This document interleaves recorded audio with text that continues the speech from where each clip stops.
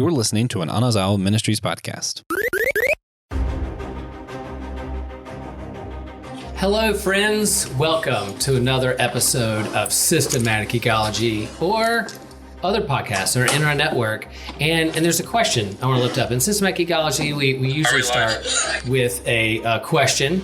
And so are comic books just sketchy, funny books for children? Or is there more depth to these graphic novels that bring out and help teach literacy to a wide range of age groups? So, we're going to start off this. We're in this convention here. We're in this conference. We're in this workshop. We're in this podcast network. We're all hanging out with each other in person, giving bunny ears to people when we're, for those of you who are just listening and can't see the live stream. Joshua did the age-old selfie bunny ears to somebody.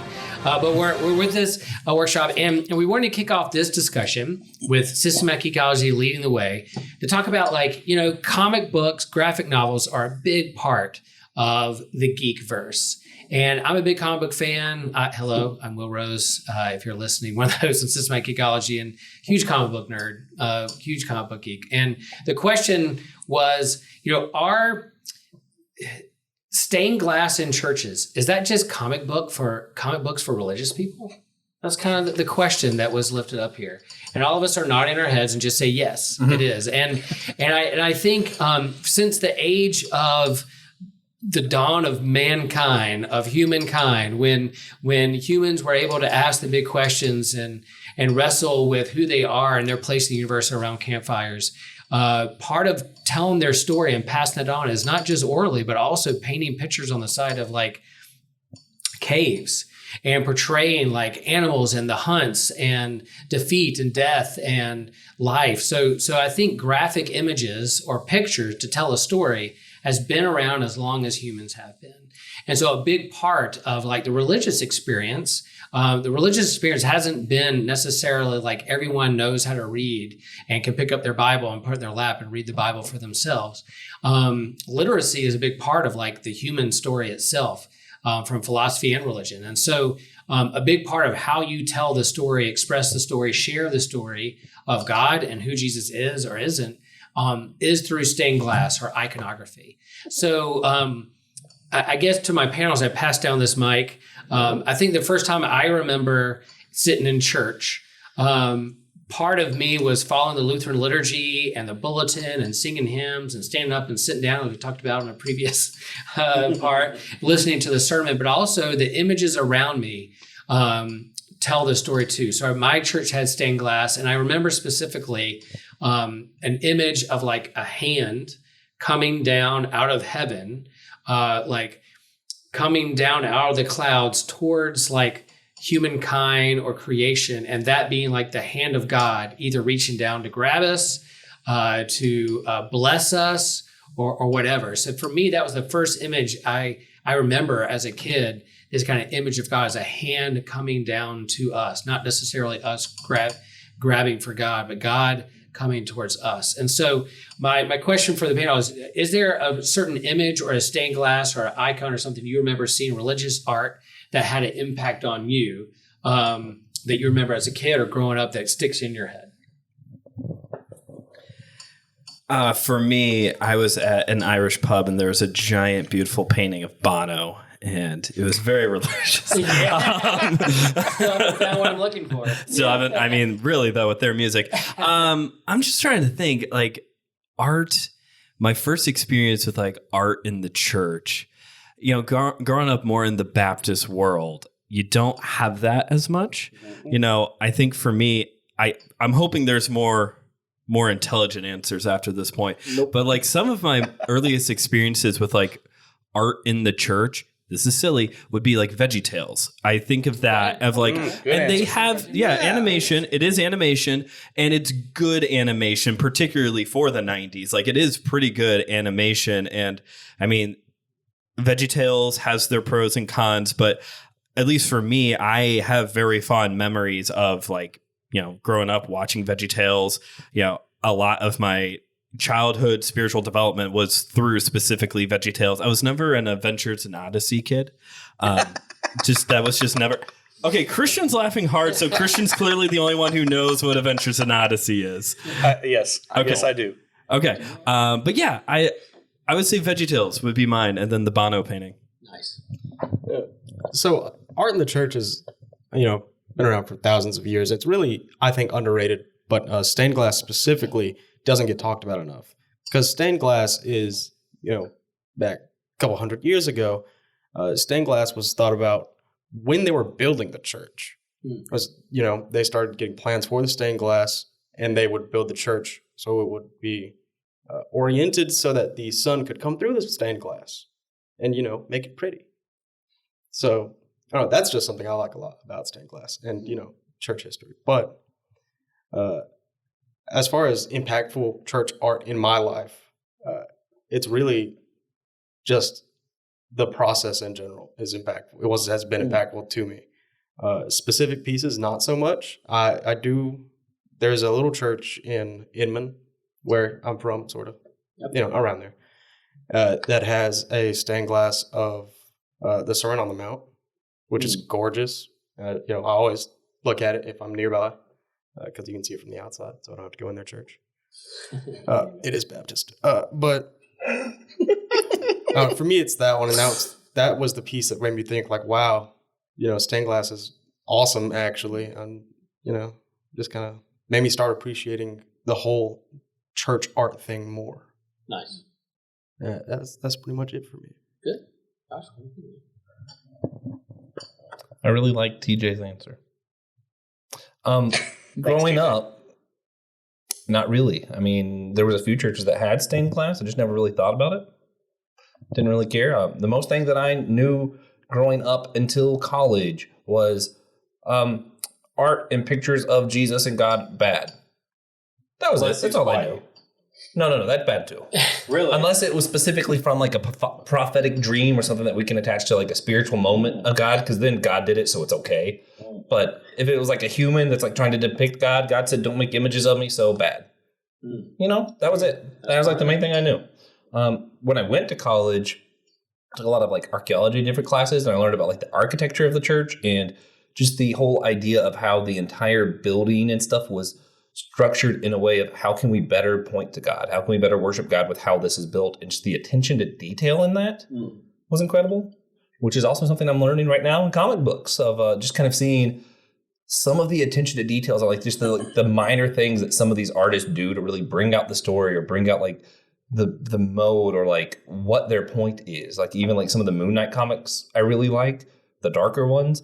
You'll see like they'll do little things to kind of show Khonshu in what he's doing sometimes. And if you're not paying attention, you'll miss it. So just like learning about the details, I guess, is the thing that I really appreciate. Yeah, I'll say for me, I'm kind of similar to Brandon in that regard. There's not too many Baptist churches I've been to where artwork is on full display. Now, as far as like the first picture I can remember being in a Baptist church, it'd probably be whenever we had picture time as a young lad. It's whenever we were told to, make something based off of the Bible lesson. It would always be me and my perfected art. The only thing I can draw to this day of the snow speeders attacking the AT-ATs on Hoth, which is my favorite part of Genesis. Nice. Yes, indeed. But legitimately, yes, apocryphal some would say. Yes. Like the sequel trilogy. But on other matters, I'm sorry. I can't help myself. This is an episode of Systematic Ecology, among other things. You're allowed. Yeah, that's allowed. There you go.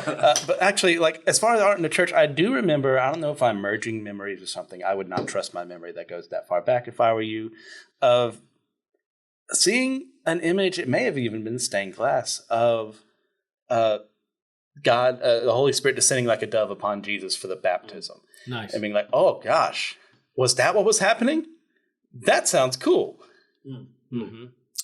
Yeah, and I think, you read the story, the baptism of Jesus, and there's, the voice, "This is my son who I love," the beloved, I'm proud of you. And then you have like the dove, and you have Jesus, and there you have like the Trinity, Father, Son, Holy Spirit in one picture. You see that expressed. And so, I could read this short little story about the baptism, but I could also see an image about it, an icon about it, a stained glass, and it embeds into who you are. We're extrasensory creatures, and we learn different ways visually, experience, all those things is how we learn. And so I think stained glass, iconography, images, along with words, along with teaching, along with relationships, all help us learn. And I think the church knew that from the very get-go. And so that's why I love comics too, as a medium of of how I consume stories or some of my favorite heroes. And it is that you have like words with pictures and art expression along with the words. My wife has her doctorate in language and literacy. She teaches that at a college. And so a big part of teaching children how to read is seeing images on the page connected with the word as you turn the page. So picture books are big for children's book. Even if they can't read the words or know what a noun or adjective or verb is, they're looking at what is happening on the page connected with words and turning the page. So it's a big part of literacy. If we're going to have literacy within the church of God's story, of those stories of Scripture, then I think it's a both and of all those things together. So that's why we wanted to bring it up. I think often like you're a 50-year-old man, you still collect comic books. I'm like, yeah, there's some good stories here. And so it's a cool medium by which to share and express really, really good stories. And yes, some could be juvenile or for kids, and some could be really dark and be like, wow, this is what we do. Just like any kind of genre you have on TV, you have PG or G, PG-13 and R, same way within the comic book graphic novel medium. But in terms of spirituality, I think it is important to acknowledge the both and of like the spiritual technologies of stained glass and pictures, along with teaching and words and sacrament, all those things coming together to express, because that's who we are as human beings. I thought of one because of how you were saying that. Mm-hmm. I'm going to do the reverse card again. Here it is. Uno reverse card. Literature is my favorite form of art, really. So I guess the Bible, there were certain parts of reading the actual text as literature, and rather than just as like, oh, these words have magical power, that really stood out to me and were beautiful. Particularly, this is really ironic, I've always had a huge affinity for the book of Leviticus. I think it's really fun because there's a lot of imagery and a lot of like symbolism, and I like that. Chris, and how does this lead into what's next? Okay, so one of the ideas we had here was to use this episode as a way to discuss some of the things that we don't get to have a whole episode on for systematic ecology, some of the more niche things that we all like. We're all going in different directions today, and I say different because Joshua is on this panel, and we all love him. So I'm going to start today with Pastor Will asking, Pastor Will, is there anything like you don't get to have like a full episode on for SG that you'd love to discuss right now? Yeah, so one of our mottos at Systematic Ecology is everybody geeks out on something, right?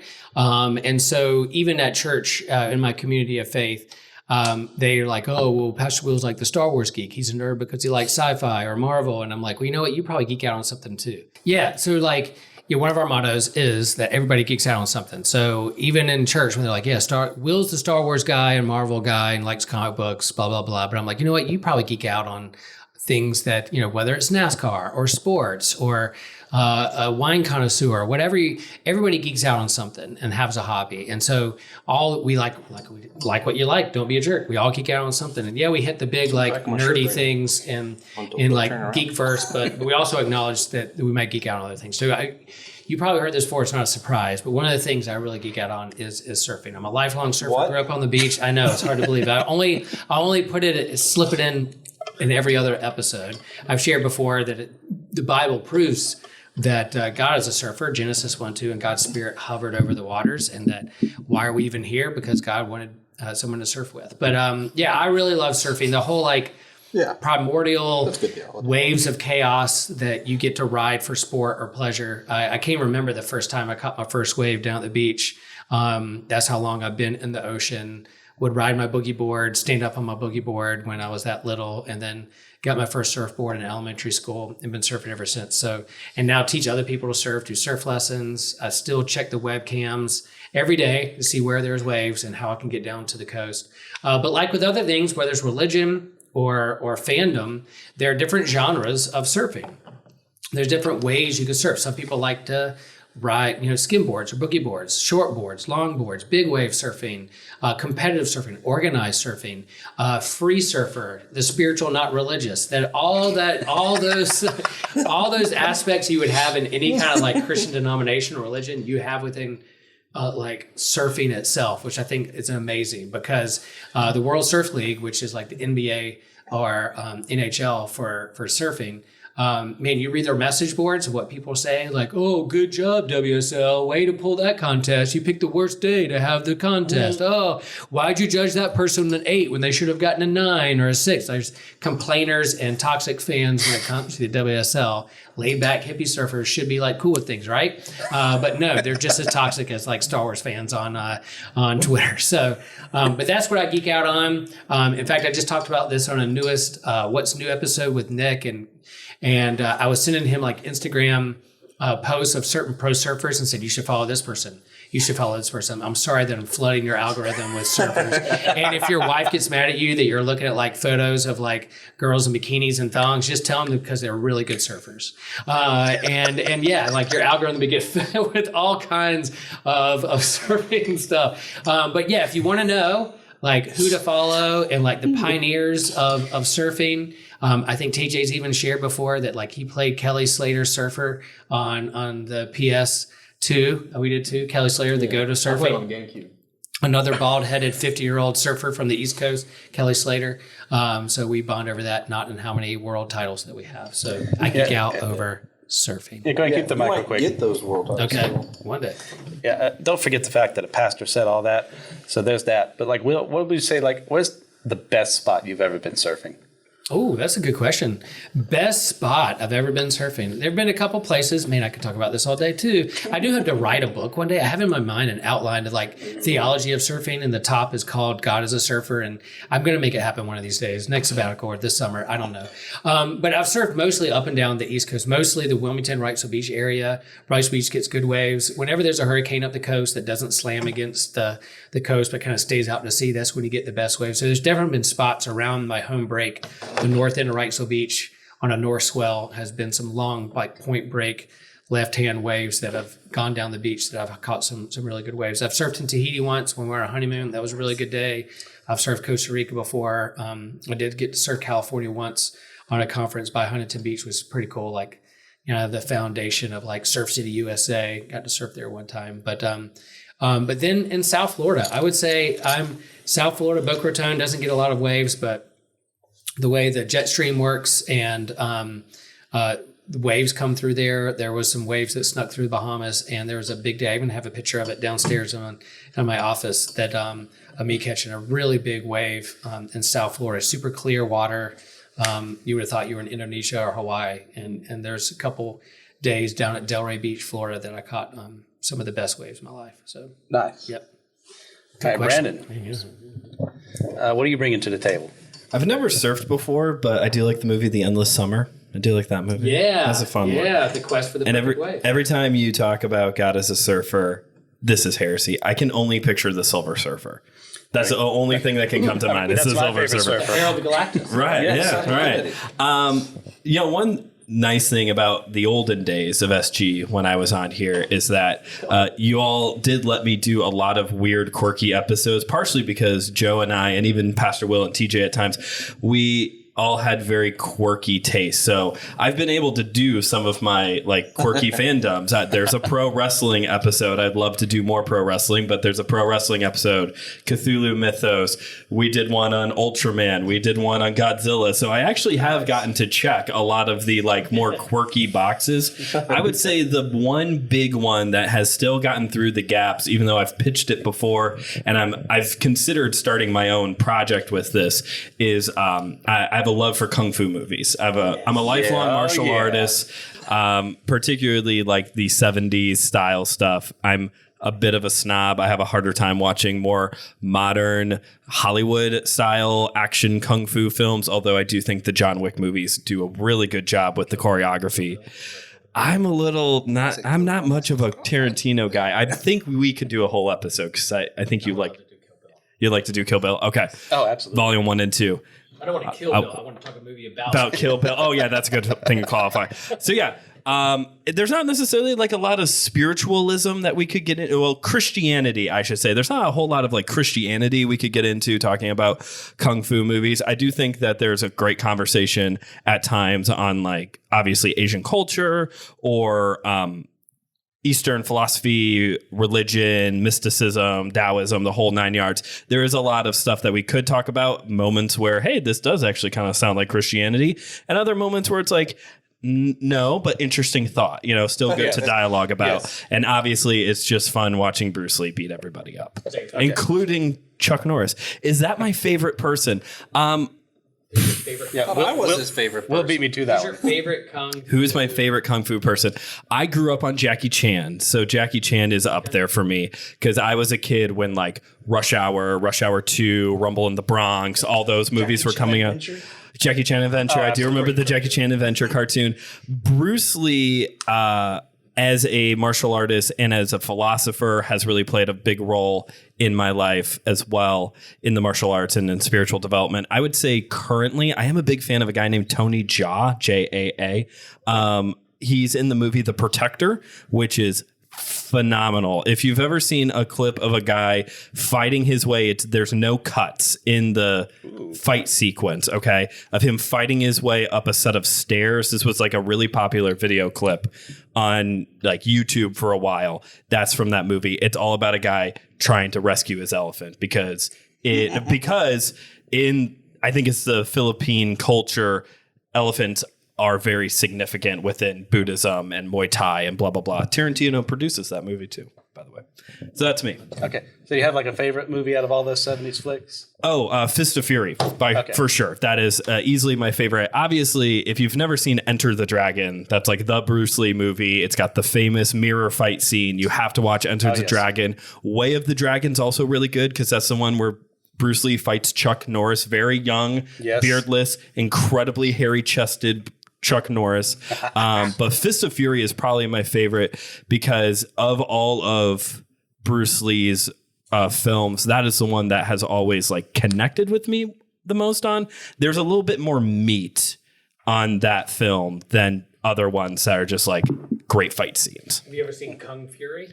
Kung Fury? Oh, yes. Yeah. I've seen Kung Fury. That was a lot of fun. Okay. That was a lot of fun. My favorite part is when he's like, the girl is hanging on him and he's like, yeah, that's my bicep, babe.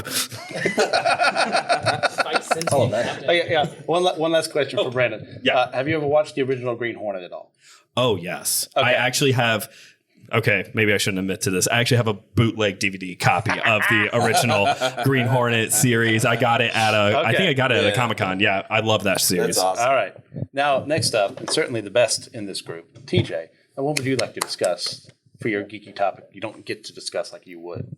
So many things. Okay. Yeah, I didn't know we were just doing one until like. I mean, we can do more than one. We can cheat as we always do. It's our show. I'm only gonna talk about one thing though. Okay. I'm gonna talk about Apex Legends. What? You talk about that all the time. That doesn't count. No, I don't. It's on so many What's News. Yeah, it's not the main focus. Don't listen to this evil man. Continue. But this topic specifically is something we haven't had an episode about. Nor should we. This is why I'm doing it. That's right. Give it. You have freedom. You have freedom on my show where I lead to do what you please. Anyway, I have about 800 hours in Apex Legends. I started playing last August, and basically, Apex Legends is the greatest battle royale game ever created, easily. Why were you addressing that to me? Huh? I was just on that over here. Will was writing something. I was looking over to see what he was writing. Oh, God. But you know what you did. But the reason Apex is good, it's not, the first one. It's not. No, it is the coolest, to be fair. But the reason it's so popular is because at its core, Apex is probably mechanically the most impressive battle royale game. And that's because the game that it's built on and based off of is Titanfall. And if you haven't played Titanfall, it is one of the best movement games of all time. You can do so many wacky things in the engine that it's built on. It's ridiculous. You have to look up Titanfall Gauntlet speedruns. But trust me, it's crazy. Okay. But this combines with the battle royale general mechanic of the storm and gunfights and into what really is just the perfect battle royale experience, in my opinion. It's also might be one of the most poorly managed games of all time. What, did the devs not care or something, or they just patch things without realizing the consequences? It just, everything they do, just something else goes wrong. But it also has such a good, interesting cast of characters. I think the game is pretty well balanced. Maybe it could be better. It could definitely be better. But pretty much every legend is viable. It's a good game. Basically, is what I'm saying. Okay. Yeah. And then table tennis as well. I never get to geek out about table tennis, ping pong. That's Ping what pong. came here. It's not one of the oldest sports in the world. It is one of my favorites, though. Also, created in England, by the way. It is not an Asian sport. They play it in most countries around the world, but it is actually, I think it's the fourth most popular sport on the planet. Because it's everywhere. Behind surfing at number 3. Yeah, of course. And, we've got a ping pong table in the room with us right now. Yeah. Would you like to give your win-loss record? Yeah, I've never lost. Yeah. He's never lost. He never will. Yeah, for sure. He's the best of the best. He's TJ. You want this? Has Josh ever actually used that as one of your ridiculous intros? Because that seems like an actual one. That No, I was taking a mental note right now.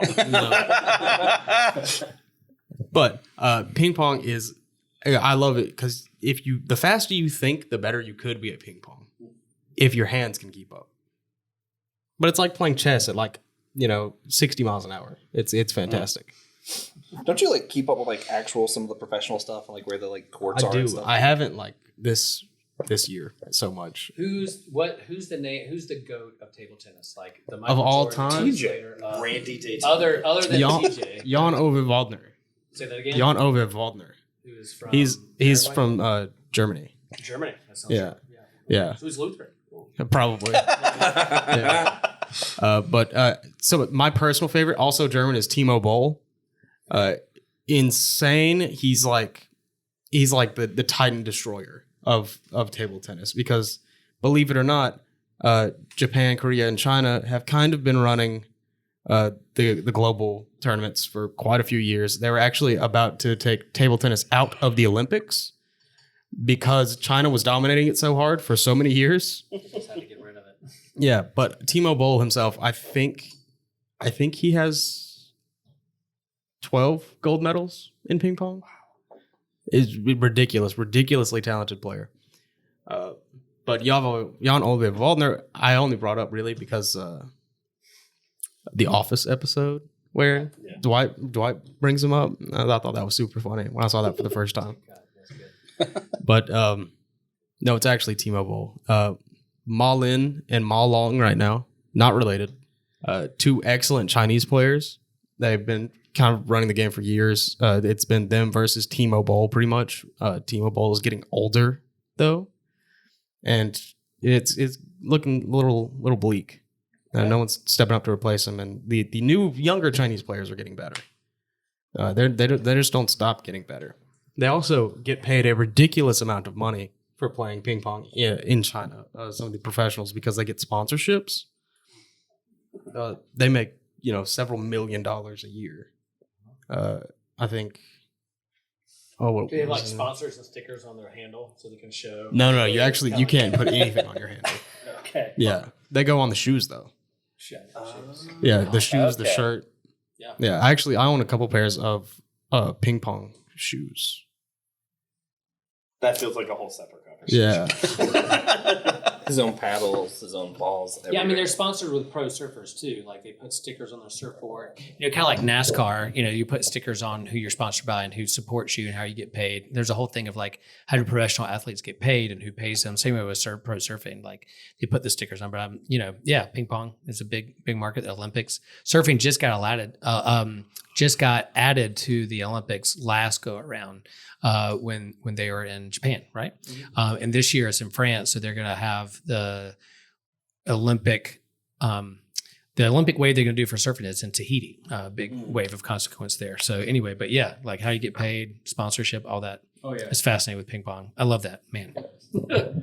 I could probably do an episode on Converse. Your comment about ping pong shoes reminded me. I do really like talking about Converse. But a lot of the sponsor does come from the paddles they actually use. Most people don't know this, but the kind of ping pong paddles they use cost about $300, $400 because they're piecemeal, they're bespoke. You make them, one piece at a time, and then you get the rubbers separately from the paddle. The paddle can be extremely expensive. It's a whole big thing. I love ping pong. Say something about One Piece. One Piece is good, but we can do One Piece episodes. We're going to have plenty of those along the way. So, Joshua, I hesitate to ask, but what would you like to discuss for this? Things you don't get to geek out on as much as you would like. I wrote down 42 different ones. Excellent. No. First off, I want to say why I was so excited about this episode was to hear Will talk about surfing, Brandon talk about kung fu, TJ talk about ping pong, and obviously Christian's going to pick being Baptist for the thing. Yes. I don't get to do that. I often around the Baptists. Those squares don't understand the good situation they're in. Yeah. No, I actually had 4, but 2 of them I love. I don't have a ton to talk about, so I'm not going to talk about them. I was going to talk about sea turtles and trains. I love both of those a lot, but I don't really have a ton to say. So the other 2 I was going to pick was camping stuff and Florida State football or college football in general. I'll start with camping stuff. I really enjoy watching like videos and like looking at construction, even think of like the chemical structures of stuff. Like when you're building fires, like the different kind of fires you can build for a campsite, I like to test out with different kinds of woods, the different settings, like what works better. Because ideally, if you have wet wood, you should be able to do the reverse pyramid fire where you start with the big stuff on bottom and the little stuff on the top so that it burns quicker. And as the ashes fall down, it dries out the wood on the bottom. But it's really hard to do. And it only works with certain woods. So I like to test that out a lot because I'm just like, what if it works with this? For the record, it definitely doesn't work with anything resembling palm wood at all. That's actually just too wet for anything to work. I think every time I've seen Josh try it, it doesn't work. I did it the other day at home. It works okay if you're in like South Carolina, not near the ocean where everything is wet, because you need at least some stuff on top to be dry, or you can't even get it started. So if you're near the coast and all your palm wood is wet and it's the only wood around you, just make your peace with God. You're going to go. Yeah, true. No, I actually 1 year at our church camp, I taught kids the 4 different like main types of campfires you could do and had them split into groups and try each one to see what would burn the longest. And, giving them instructions, explaining how wood works and everything, and just seeing who was able to do it. The reverse pyramid one huge. It went, I think, 3 hours longer than everybody else's fire. It was wild. But my favorite would be the log cabin fire. So because it has a lot of air. So once it gets started, it will just burn and you have to do nothing to upkeep it. So you have 2 on each side and then 2 going the other way, just back and forth. And you start the fire in the bottom and the center, and it just kind of burns up and out, and it will grow. And because of how it's structured, you don't really have to worry about things falling off or adding things to it or anything. You can just build a really, really big one and leave it alone. And I love that. I love that. Yeah. So there's campfires, different kind of tents. I used to like just collect different kind of tents and camping bags and stuff, and like got really into like what's the sweet point of how I'm carrying enough stuff to be prepared, but also not so much that it's harder to go long distances, like different ways that you can hike and stuff to go further, or like that kind of stuff. I just really enjoyed doing that and figuring that out. I just got into it in college and loved that. So it's fun. I think my other one, the reason I think it's weird, my college football thing I geek out on isn't like normal. I don't keep up with like player names, and I'm not like, oh man, I just love a good tackle. I love coaches. I love the strategy. I like looking at what kind of players do you have out? What are you projecting to the other team? I especially love teams that like have a lot of wide receivers out. Like I love plays that are like, oh man, this is definitely a pass. And then it's just absolutely not. Like I love when they do that kind of stuff, just kind of observing like even the recruiting process. I don't like Alabama, but I love that Nick Saban does great, not because he recruits the number one players. A lot of times they don't have the number one players. He does great because he recruits a lot of the 2, 2nd, 3rd, 4th, 5th. Their bench is absolutely insane. You're not going to run through Alabama's bench ever. You're either going to outcoach them, outplay them, or he will just simply smother you with how deep his bench is. It is phenomenal. And just kind of looking at like how he was able to build that, like what kind of plays and structures and strategy are they able to use as they go through. Right now I'm having a lot of fun. I'm a big Florida State fan. We've had a lot of struggles since Bobby Bowden. A lot of coaches came in that I didn't like and weren't very great. Some of them I loved. They just did not succeed. Our current guy, though, watching how he's been able to recruit people, he's taking advantage of this new thing. They have the transfer portal that's just kind of started, and he's super took advantage of it. So our recruiting stuff, if you include transfer, we're like the number 3 team or something right now. It's absolutely absurd because 2 years ago, we won 1 game, I think, 1 or 2 games the entire year. Last year, we were dangerous. Like we ended top 10. This year, they're thinking we could be playoffs, potentially championship game. Wow. And it's like this guy started recruiting, getting the right players, switching stuff around, completely changed the team from where we had a lot of running quarterbacks to, no, I'm going to teach you how to sit in the pocket, and we're actually going to get a line that knows how to guard the quarterback so that you have time to throw. And I don't know. I love strategy. I just like the thinking part of it, I guess, which is really weird. It's like watching a chess game that people get injured during. Fun times. I'm hesitant to ask this follow-up question, but just for my own curiosity's sake, you have mentioned over and over and over again this weekend that you enjoy geeking out on trains. And my only clarifying question is, are we talking about like the actual trains or model trains like Sheldon on The Big Bang Theory? Actual trains, also the band. Also the band. Okay. Yeah, I actually really love all songs by Train. Okay. In fact, TJ helped me with this. TJ is a great friend. With his help, we've created a playlist. I think it's 13, 14 hours long of just songs that either are by Train or say Train or are about trains. Or have train sounds in them. Yeah, or have train sounds in them. In fact, he made me delete one because I kept one on there that was like 10 minutes of just a mic that was in the passenger cab of a train. And it's like, I'm just listening to noises in a train. And teacher said, Josh, that does not belong on a playlist. Please take that out. Right on. Yeah. If it's not a Thanksgiving playlist, it's a train playlist. I do have a phenomenal Thanksgiving playlist. I'm well aware.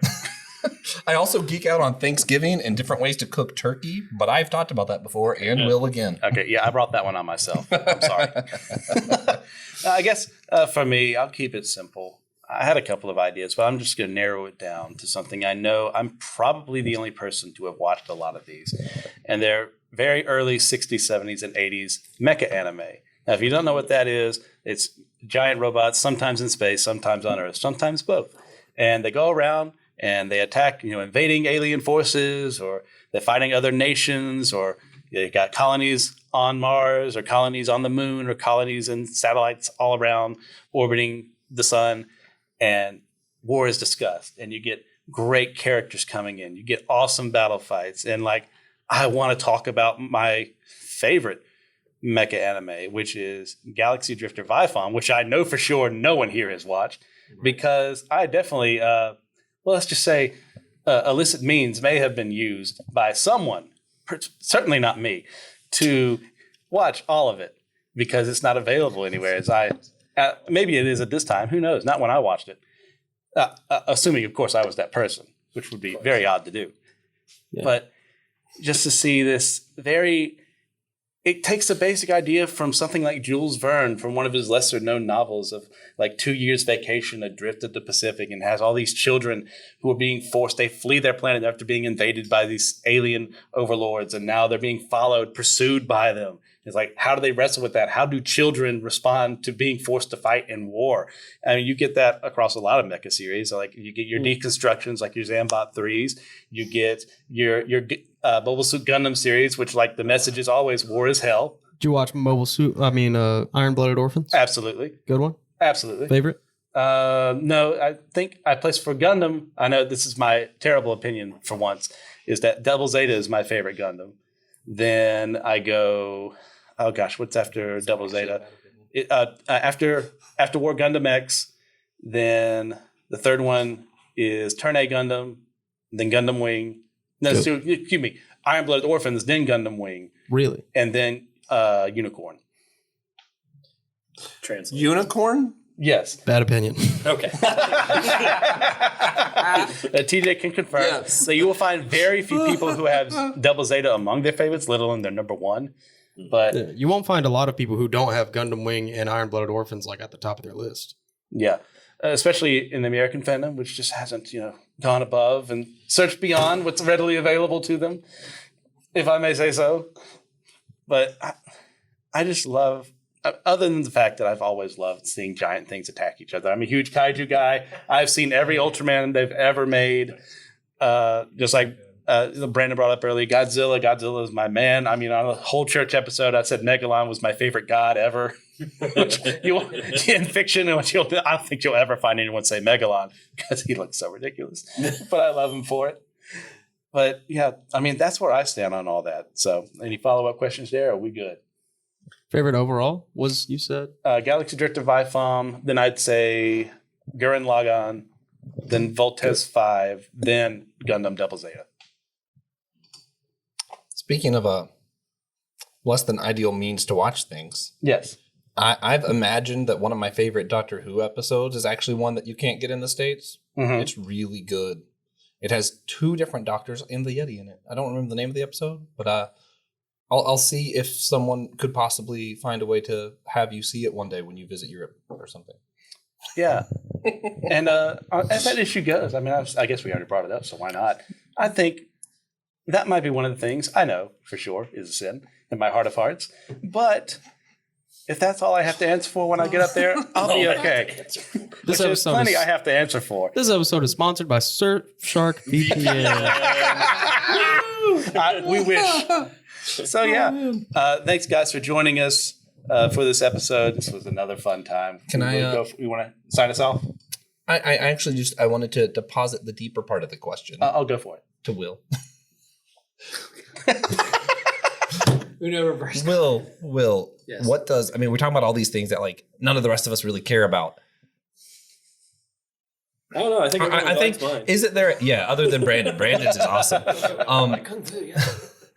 What do you think the church can learn anything about honoring one another's individuality and the geek in me, seeing the geek in you in a meaningful way without having to like love surfing? Yeah, here comes the cans. Here comes the can. No, fantastic question, because I think, if Paul was writing like 1 Corinthians chapter 12 today, he would be like, what should the Star Wars say to the Star Trek fan? You do not belong to me. What if the Gundam Wing said to the Bruce Lee fan, I have no use of you? Yeah. What in the hell do trains have to do with ping pong? Can you play ping pong on a train? Probably not. You can. So like I think we acknowledge within the diversity within the church. Paul is writing like, yeah, what should the eye say to the ear? Blah blah blah. Like all that stuff. I think is important that we all geek out on something. And yeah, like part of the stuff that we heard in this episode, I'm like, I have no idea what they're talking about. They're using words I've never even heard spoken by a human being before. But the fact that my friend geeks out on it, I want to know more about it. So like, oh, cool. I'd love the anime style and Gundam and Kaiju and all that kind of stuff. Like, oh man, all right. I know who the top pro surfers are. I know who has the most world championships. I don't know the names of ping pong. So like, except TJ. TJ knows too.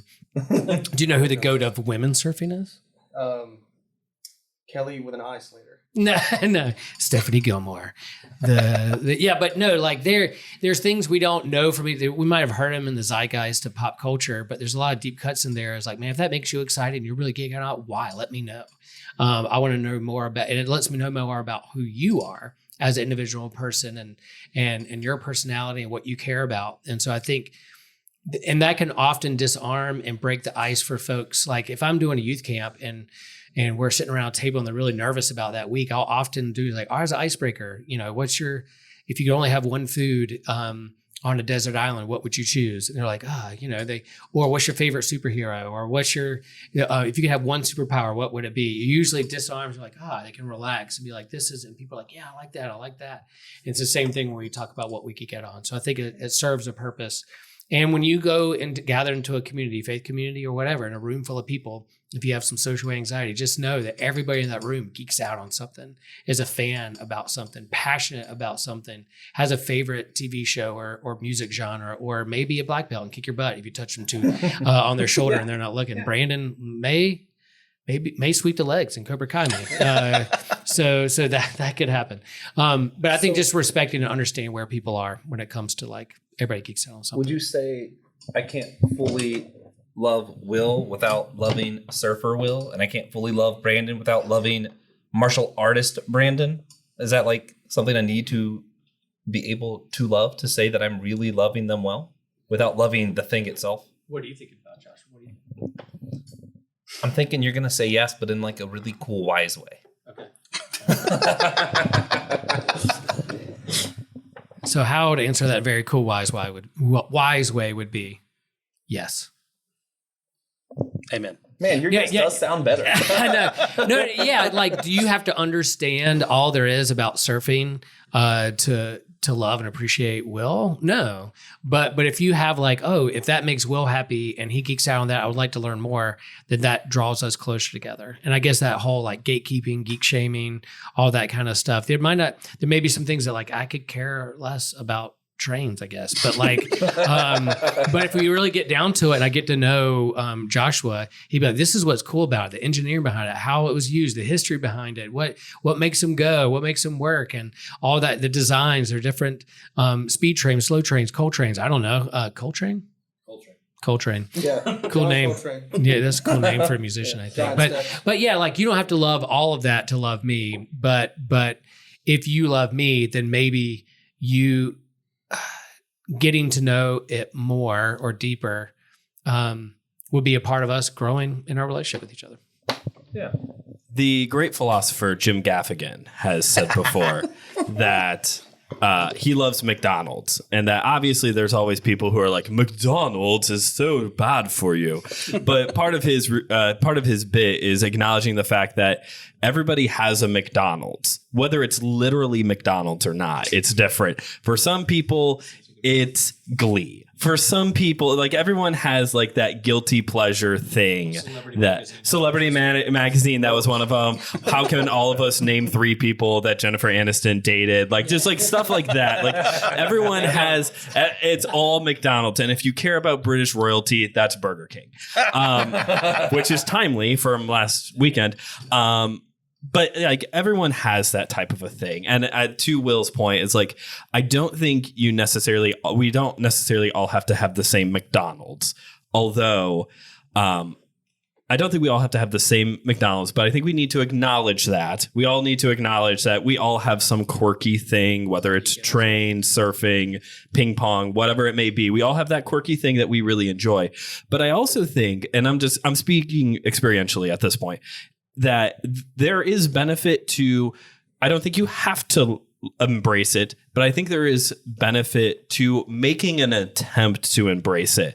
And I only know that because I'm a Swiftie now because of my wife. I watch The Bachelor and The Bachelorette and Bachelor in Paradise and actually enjoy it because of my wife. And my wife started watching pro wrestling because of me. She asked to watch. Me and my brothers, Claire and I had only been dating for like 4 months. And my brothers and I, we were going to watch the 2017 Royal Rumble. Great one. Brock Lesnar immediately thrown out by Goldberg. It was a great moment. And I was telling her about it. It was a Sunday. We had just gotten out of church. I was telling her what our plans for that evening. And she wanted to stick around and watch it. And I was like, hold on. My mom said that you wouldn't want to do that. And she has gone on record before that, for if you don't know what the Royal Rumble is, 30 people are in the fight. So she was like, this is the best one for me to watch for the first time. I just saw 30 people that now I'm familiar with. So To your question, I think, yeah, you don't have to like chips down, go into it. But I think there is a possible benefit to at least, watching some ping pong with your good friend sometime. So what do you think about Maddie Healy and Taylor Swift dating? Oh, yeah, this is like the new big rumor, right? Yeah. McDonald's. Yeah, totally. McDonald's. Totally McDonald's. I'm waiting for it all to be confirmed. It's Yeah. all speculation. They were seen holding hands yesterday. I didn't hear about that. Yeah. Maddie Healy. Oh, buy the ring already. Also, T-Mobile beat a machine designed specifically to play ping pong. Just end the show on I'm that. gonna get a really. I hope this doesn't sound too weird, but I'm actually kind of curious on your take on this because it was an act of love for me, and I want to know if it was received as that. I never wanted to play ping pong. I never cared about playing ping pong. I spent the last 8 months, every single break at work, trying to learn to play ping pong so that when TJ beat me, it would actually at least be a game, so that maybe he would enjoy it more because I care about TJ. Does that like received as a gift of love, or was that just like a weird thing that I did that you're like, Josh, why'd you do that? I received it. Thanks. It was always fun, though. Yeah, just effortlessly destroying me is also enjoyable, but less enjoyable maybe. Still Yeah, is. victory always is. All right, guys, with that in mind, thank you for listening to this very special episode of SG. Thank you for all your support. We were able to actually come here and do this in person together. This has been a ton of fun. Yeah. Thank you as well for your continuing support, whether it be just listening to the podcast or joining Patreon or Discord or YouTube, what have you. But remember one important thing. We're all a chosen people, a geekdom of priests.